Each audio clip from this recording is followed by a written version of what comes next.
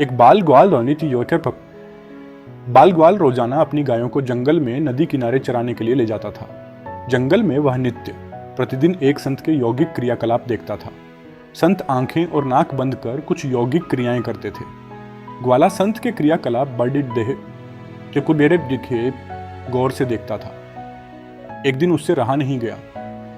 उत्सुकतावश उसने संत से यौगिक क्रियाओं के बारे में पूछ लिया। बाल ग्वाल के सवाल पर संत ने जवाब दिया कि वह इस तरह से भगवान से साक्षात्कार करते हैं। संत के प्रस्थान करने के बाद ग्वाला भी यौगिक क्रियाओं को दोहराने लगा और इस बात का संकल्प ले लिया कि आज वह भगवान के दर्शन साक्षात करके ही रहेगा। ग्वाले ने अपनी दोनों आंखें बंद कर लीं और नाक को जोर से दबा लिया। श्वास प्रवाह बंद होने से उसके प्राण निकलने की नौबत आ गई। उधर कैलाश पर्वत पर महादेव का आसन डोलने लगा। शिव ने देखा कि एक बाल ग्वाल उनसे साक्षात्कार करने के लिए कठोर तप कर रहा है। उसके हठ को देखकर शिव प्रकट हुए और बोले, वत्स, मैं तुम्हारी तपस्या से प्रसन्न हूं और तुमको दर्शन देने आया हूं। ग्वाले ने बंद आंखों से इशारा कर पूछा, आप कौन हो? भोलेनाथ ने कहा, मैं वही भगवान हूं जिसके लिए तुम इतना कठोर तप कर रहे हो।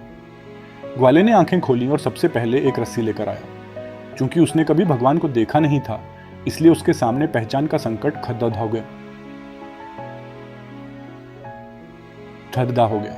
उसने भगवान को पेड्ढा के साथ रस्सी से बांध दिया और साधु को बुलाने के लिए भाग कर गया। संत तो तुरंत उसकी बातों पर यकीन करते हुए दौड़ते हुए आए, लेकिन संत को कहीं पर भी भगवान नजर नहीं आए। संत ने बाल ग्वाल से कहा, मुझे तो कहीं नहीं दिख रहे। तब ग्वाले ने भगवान से पूछा, प्रभु, आप यदि सही में भगवान हो तो साधु महाराज को दिख क्यों नहीं रहे हो?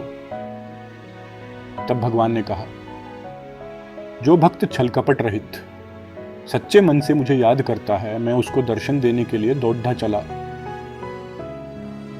चला आता हूं। तुमने निश्चल मन से मेरी आराधना की, अपने प्राण दांव पर लगाए और मेरे दर्शन का दृढ़ संकल्प लिया।